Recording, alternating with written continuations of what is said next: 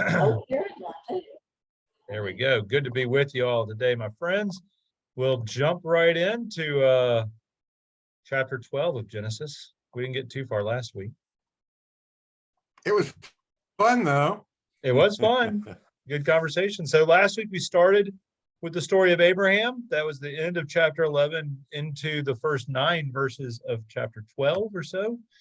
We got exactly one story deep with God making promises to Avram, and there's no real context. It's just God says, I'm going to make a great nation of you. Go to Canaan, right?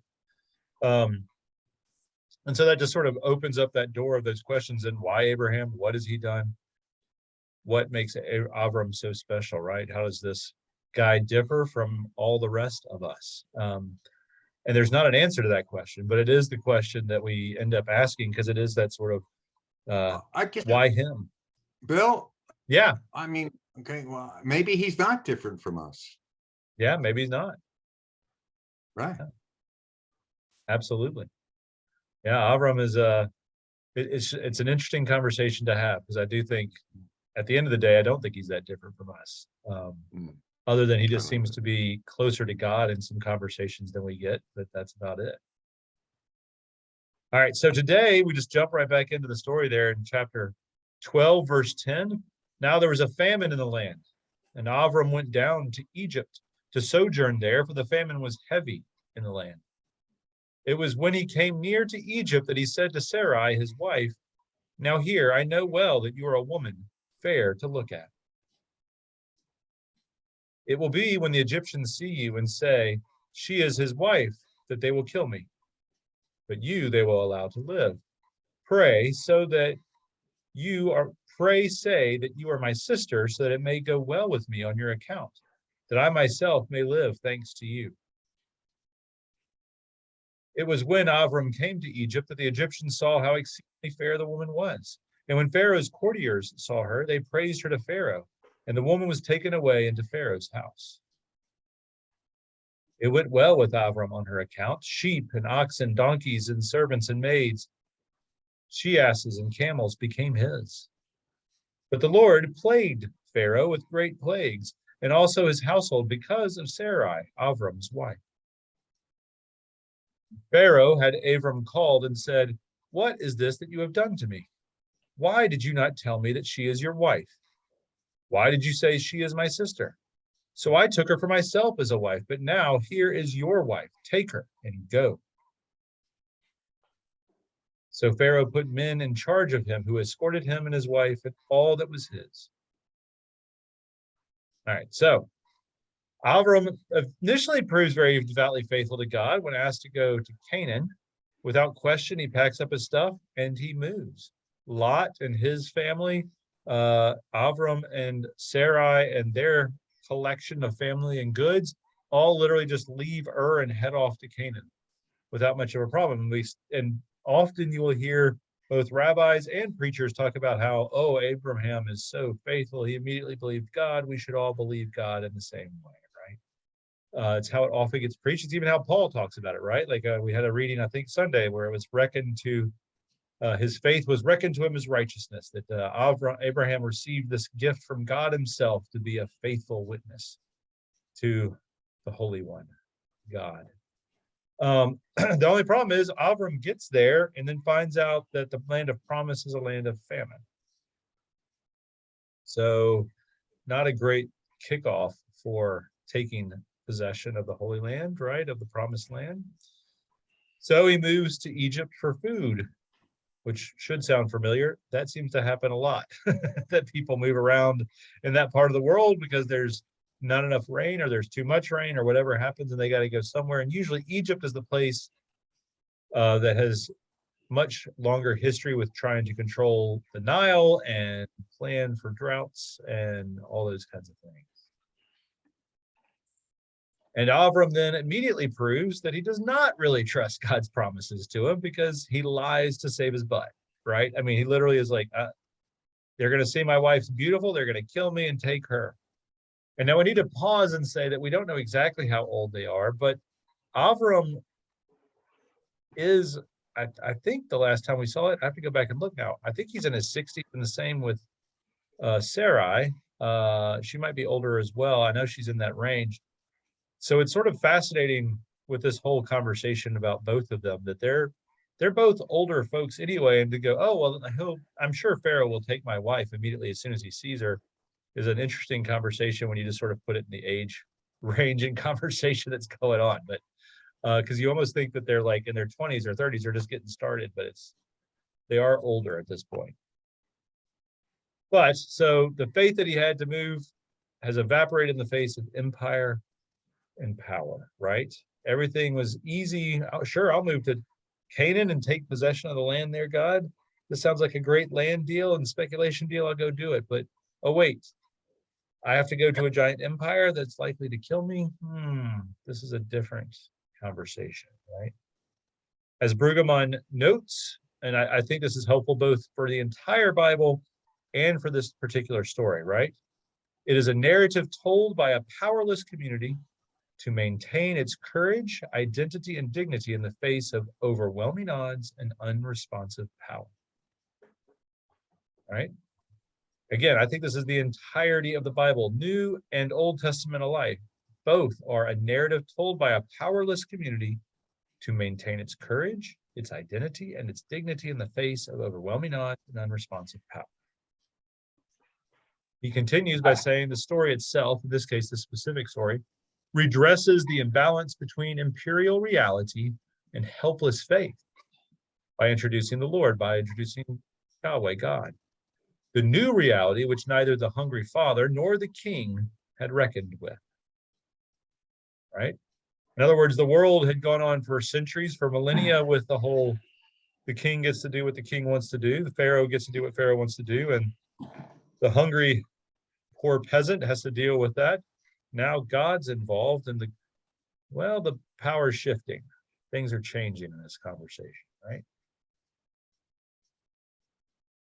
So Abraham is desperate and will act shrewdly to save himself. And as Brueggemann rightly notes, he might be endangering his wife in the process. Sarai's basically been prostituted off to go sleep with the king, right? It's a really weird and bad situation for them both, which I think is a underlying critique then of empire and of power, that they'll just do whatever they want with whoever they want. Everyone's disposable to Pharaoh, right?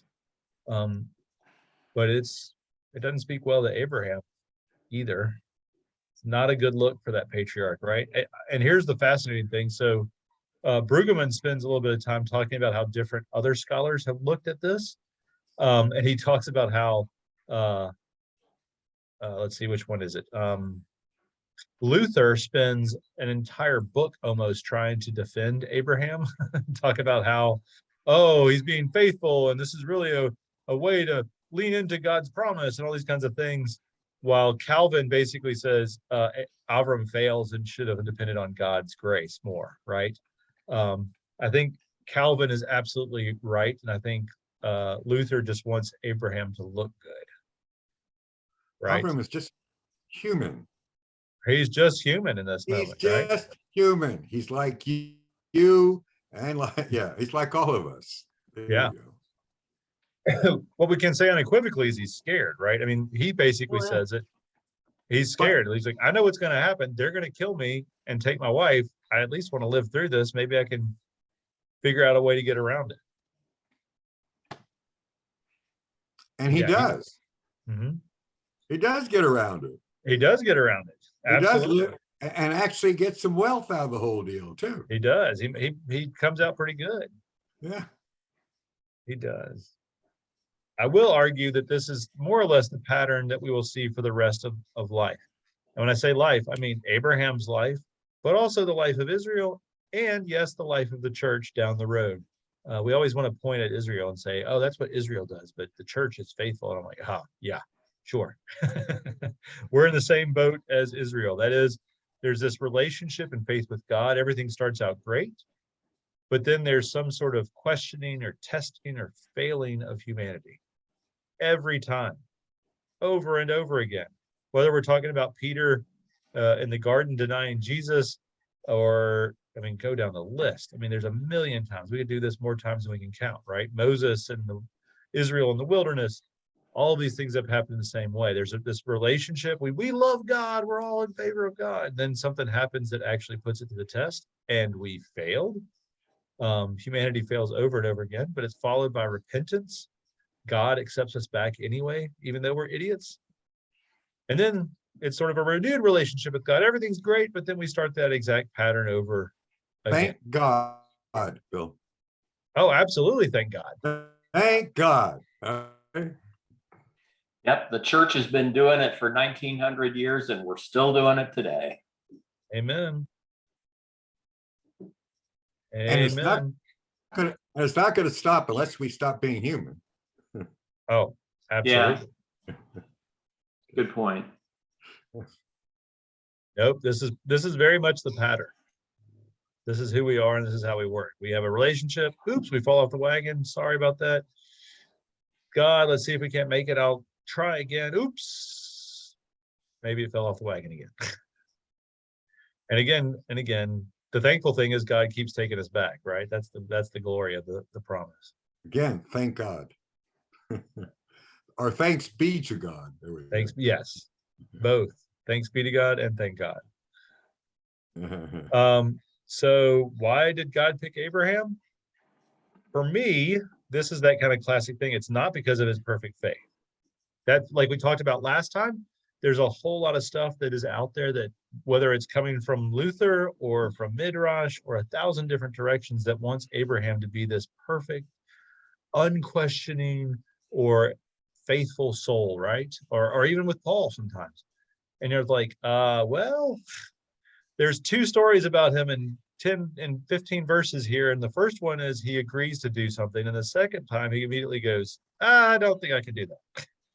And immediately fails, right? He doesn't believe or have faith in the promises that God gave him, that he'd make him a great nation, that he would make him a great people. He's like, that's nice, God, but they're going to kill me. So I'm going to pass, right? The real world sneaks in, or any combination. I don't think that disqualifies Abraham.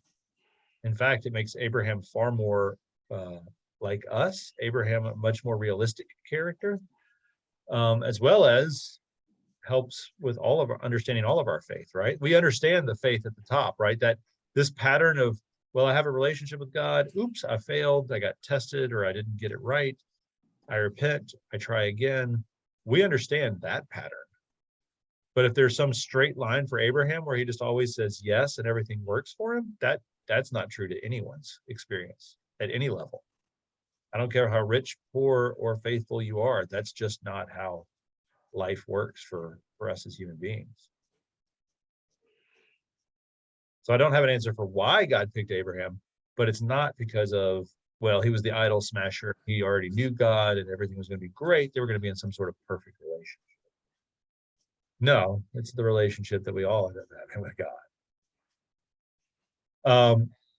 It is interesting, though. So this is a Brueggemann quote.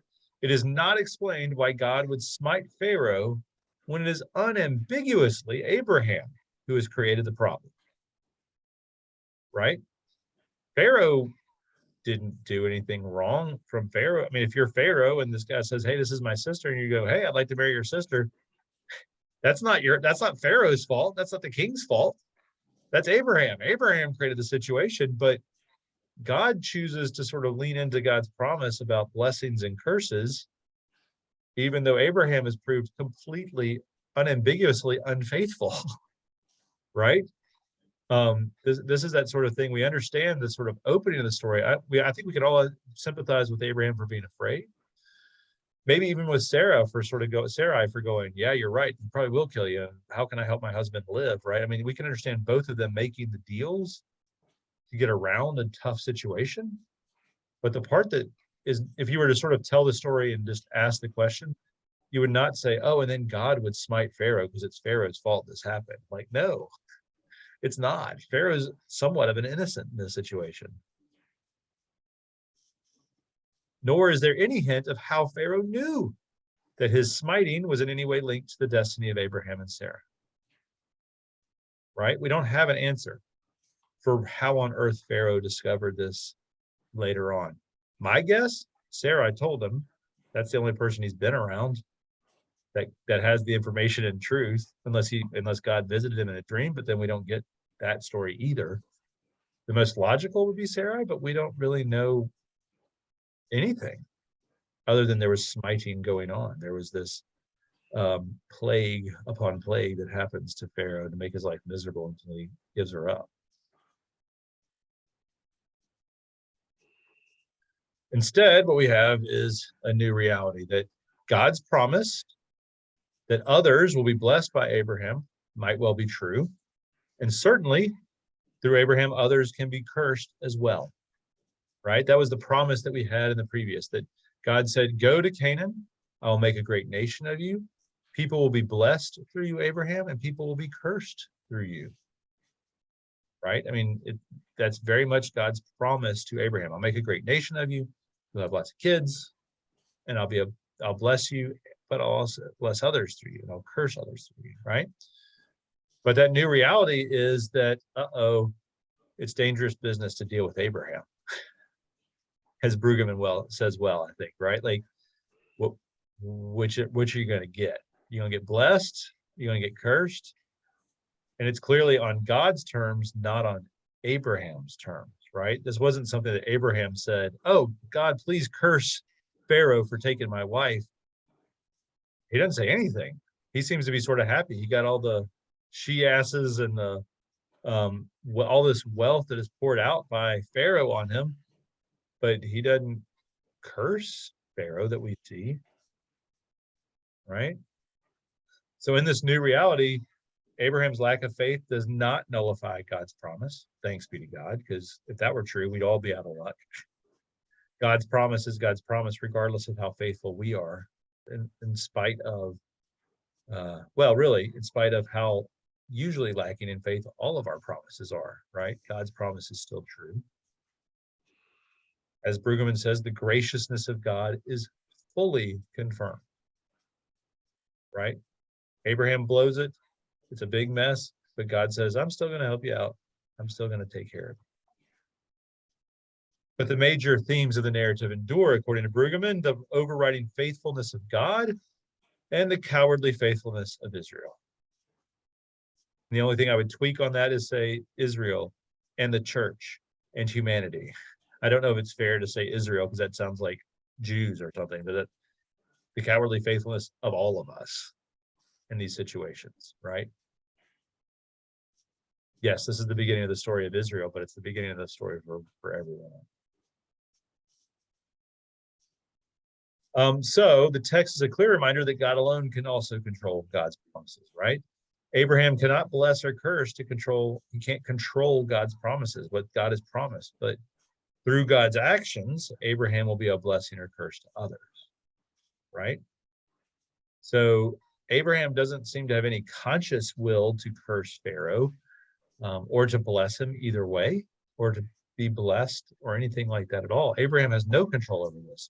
It is 100% the autonomy of God. That's God's ability to make choices as God wants that all of this plays out. It's just God choosing to be God and acting. And through that, Abraham then will become a blessing or will become a curse to others, but not because, I don't know, Abraham made an altar, right? Or Abraham chose to do this, that, or the other. No, it's God acting on behalf of Abraham or through Abraham, but not Abraham controlling God in some way. It's an important reminder for not just this story, but for all of us, and especially for the church, because we want to have it a way where we sort of go, if I say 10 Hail Marys and 3, go to 10 different confessions and say a bunch of Hail Marys, then God will do this for me. And this text is a clear reminder that, well, that's nice. You can do all those things, or you can build a hospital, or you can care for the poor and the hungry.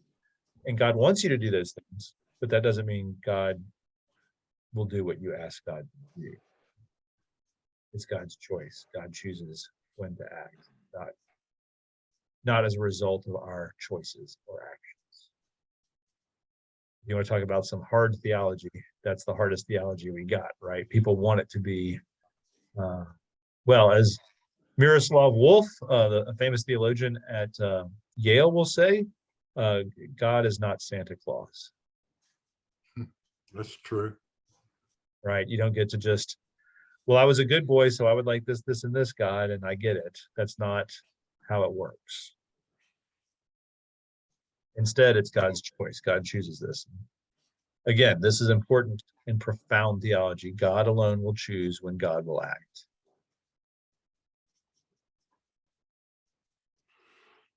We are a And- transactional people in a transactional world, and we want God to work that way. Amen.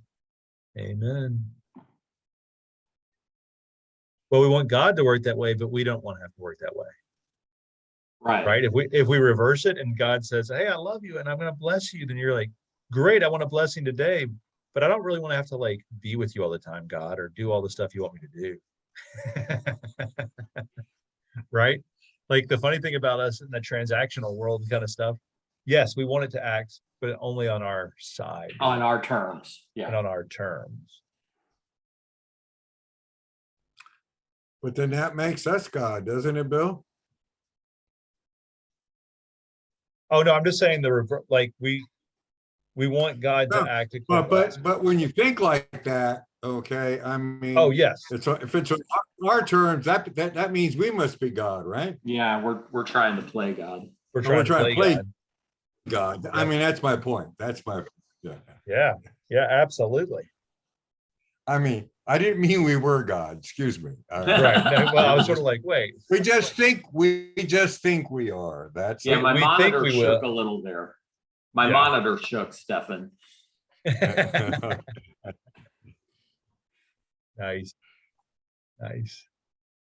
So what else do y'all hear in that first story, or thoughts or questions about Abraham? And I'm going to call it Abraham's failure because it is Abraham's failure. He did not lean into the promises that God promised and believe them. Absolutely. I'm not going to necessarily say that he's evil or horrible for doing it. I'm sure I've made those similar choices when I get scared or worried about something. But it's still a failure. I just have a question of all of you. Okay. Does your God bring plagues down on others, on your enemies? Oh. Mine doesn't, but I just thought I'd ask. No. No. I was asked yesterday in an interview to talk about my image of God, and that's the image of God that I described having like 20 years ago. Sure. But thanks be to God, have grown since then.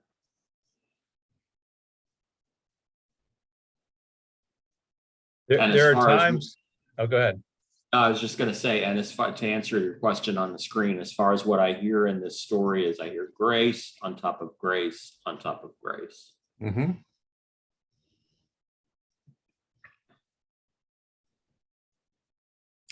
And I also, okay, in the story, you might call it a failure, but is being human a failure, Bill? No. And I think all we do is say Abraham being human. Actually, I think that's the beauty of the Old Testament is it shows humanity in all its weakness. So Yes. Yeah. Well, maybe it's not even fair on some level to say Abraham's failure, but yeah, I get what you're saying. I mean, it is that kind of, it's humans being human.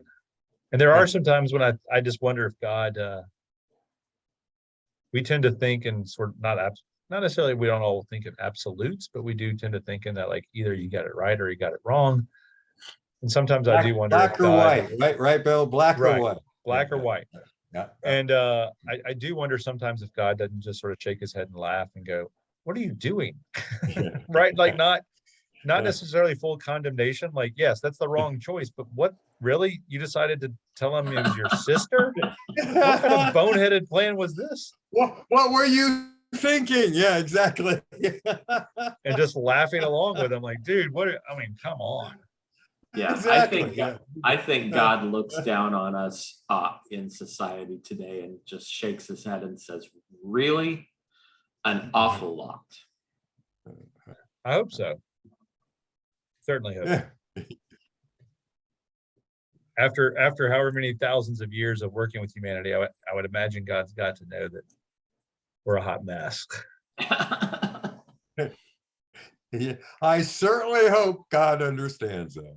Yes. If nothing else. Exactly right. Actually, I think the beauty of the New Testament is I think it's God understanding that we made a real mess of everything. Okay, so there you go. and this is the way out of the royal mess, but okay. Yes, that too. All right, so this is fascinating. So chapter 12, or now we shift into chapter 13. We finished chapter 12, which has the call, but then also immediately Abraham messing up or not quite believing the call. And then we go into 13, which is one story by itself that sort of continues, though. Avram traveled up from Egypt, he and his wife and all that was his, and Lot with him to the Negev. And Avram was exceedingly heavy laden with livestock, and with silver, and with gold. He got blessed one way or another, didn't he? Yeah, he did. He went on his journeyings from the Negev as far as Bethel, as far as the place where his tent had been at the first, between Bethel and Ai, to the place of the slaughter site that he had made there at the beginning, or the altar. There, Avram called out the name of the Lord. Now also Lot, who had gone with Avram, had sheep and oxen and tents, and the land could not support them to settle together, for their property was so great that they were not able to settle together. So there was a quarrel between the herdsmen of Avram's livestock and the herdsmen of Lot's livestock. Now the Canaanite and the Perizzite were then settled in the land. Avram said to Lot, "Pray, let there be no quarreling between me and you, between my herdsmen and your herdsmen, for we are brother men." That's usually translated as family. Is not all the land before you? Pray part from me. If to the left, then I go to the right. If to the right, then I to the left. Lot lifted up his eyes and saw all the plain of the Jordan. How well watered was it all, before the Lord brought ruin upon Sodom and Gomorrah, or Sodom and Amorah. Just like the Lord's garden, like the land of Egypt, as you come toward Zoar. So Lot chose for himself all the plain of the Jordan, and Lot journeyed eastward, and they parted each man from the other. Avram settled in the land of Canaan, while Lot settled in the cities on the plain, pitching his tent near Sodom.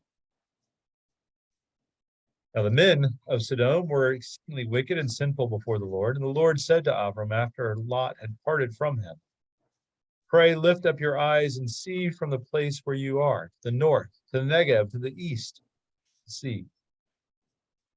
Indeed, all the land that you see, I will give it to you and to your seed for the ages. I will make your seed like the dust of the ground, so that if a man were able to measure the dust of the ground, so too could your seed be measured. Up, walk about through the land in its length and in its breadth, for I give it to you." Avram moved his tent and came and settled by the oaks of Mamre, which are by Hebron, or Hebron as we call it today. There he built a water site, an altar to the Lord.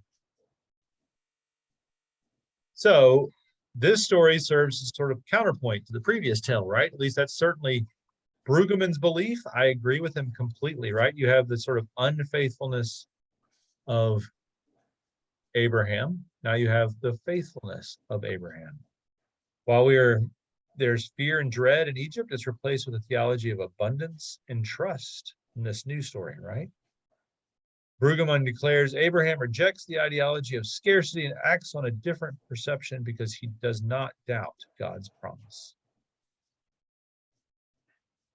Except for I'm not sure I buy Brueggemann's explanation because it's not in the text. And here's what I mean by that.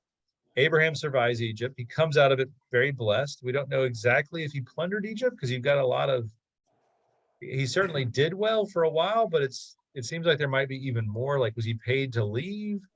Did his flocks just grow? We don't know exactly, but certainly he is blessed and doing well. And the story then begins with those riches, right?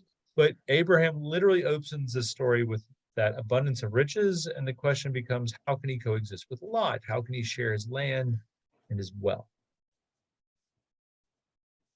But I'm not sure Avram necessarily relies on God in this story either, right?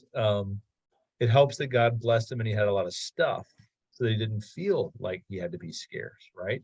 Well, I've got all this money and I've got all this wealth. I want to get along with Lot. Take some land, man. You want to go right? I'll go left. Make it work. I'm not sure because I don't think Avram would look at that land and say, oh, all of this is mine, so you can take some. I think it's more, let's just work together and figure out if we can't be what two wealthy men in the same area, right? Is a little bit more of the conversation. Then Brueggemann seems to frame it almost like, oh, well, now Avram believes God and believes the promises of God, and so he's more relaxed and able to have this conversation. Maybe, but I don't see that personally. I'd like to believe it, but I don't see it.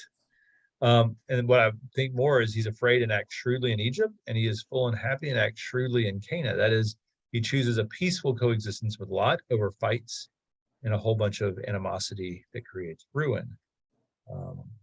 He seems to be a man like anyone else who does the best he can in different situations, not as someone who lacked all faith in one situation and then had total undeniable faith in the second. I think more it just speaks to Avraham, Abraham being human and having different context in which he's dealing with stuff and acts shrewdly in both, but not particularly faithful or unfaithful in each. That makes sense. But what do y'all think? Is Brueggemann right in reckoning Avram as faithful in the second story, or is Abram just doing the right thing by Lot and his family, right? Or both, I guess. Both could be the answer too. Well, like you pointed out, it's a lot easier to do the right thing when you're not afraid and hungry and in a strange land. And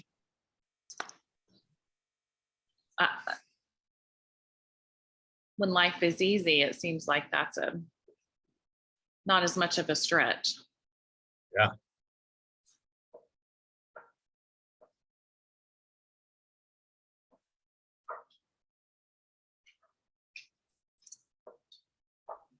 Yes, it's much easier to share a chicken tender when you get 100 than if you have 3.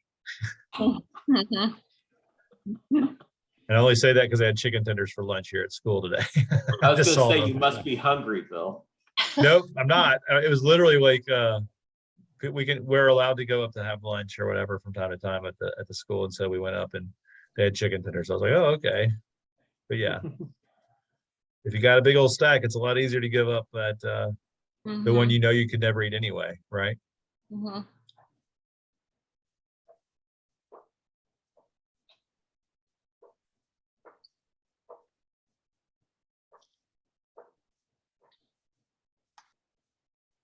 Well, any other thoughts just on this sort of second story? Because it is a counterpoint story. While you have this fearful Avram in one, you clearly have a guy who's feeling much more blessed and relaxed in the second.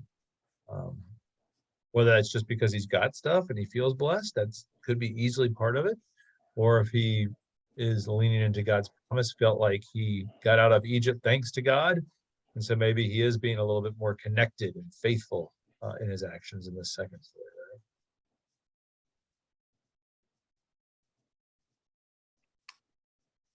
This story, Bill, disturbs me. And has nothing to do with whether Abraham was being faithful or whether he was just doing the right thing or whatever.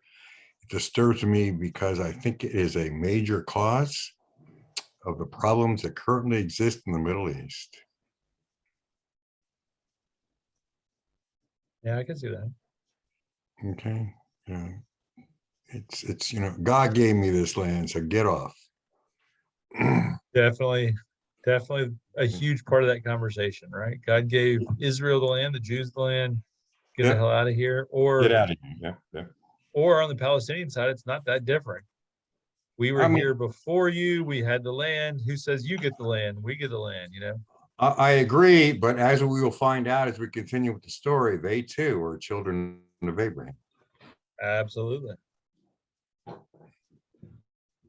And so I guess it is their land too, isn't it, Bill? It is.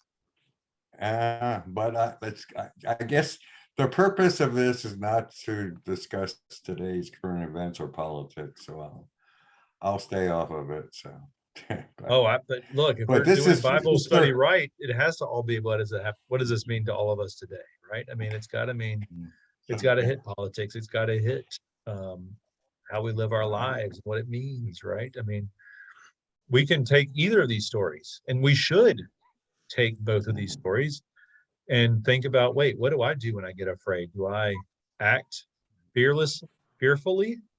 Do I act out of scarcity and dread, and so I make bad choices when I'm afraid? Am I actually as generous? Because Abraham's pretty generous when he's feeling good, right? Can I be that generous when things are good? Regardless of the whole background of the story, that's what we have to do with all the stories of the Bible. Like, wait, this is supposed to provoke in all of us ways to look at our world, right? Like, do we act poorly when we're afraid? Do we act abundantly when we actually are abundant?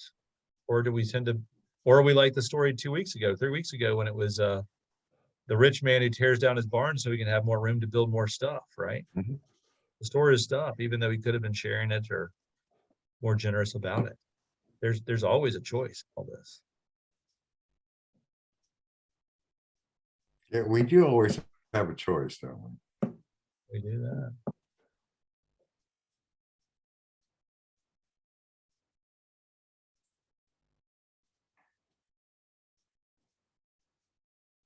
So this we had a interesting spot. So I'll be out next week. It's the opening convocation for the school. I'm preaching at it. And plus I then have new trustee orientation and all this kind of stuff. All next Thursday, I'm going to be locked up with the school. So I'll miss you next week. We'll be back on the 25th. The other thing, there it is. There we go. The interesting thing is, so you have chapter 12 and chapter 13, which tell these sort of stories of Abraham. Then chapter 14, we take a hard right into military history of the ancient East, right? They start talking about this king conquers that king and they're fighting and all this other stuff that's going on. So I felt it was better to sort of stop here than try and unpack a whole bunch of 3,000, 4,000-year-old military history. And I'm not sure how much relevance it does have to us, other than exactly what you're saying, Stefan. They're still fighting about it. Yeah. They're fighting 4,000 years ago, still fighting today. Not too different. Literally, what was it last week? They're lobbing missiles at each other and shooting and doing all kinds of stuff. So the more the story changes, the more it is the same. That.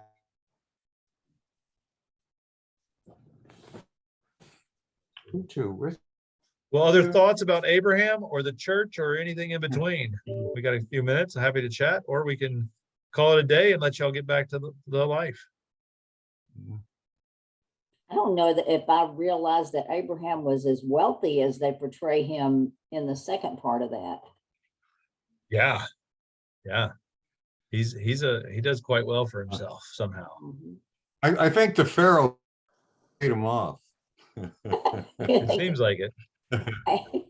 Yeah, sure does. Yeah. But he didn't keep his wife. He just gave. So. Well, I think he was.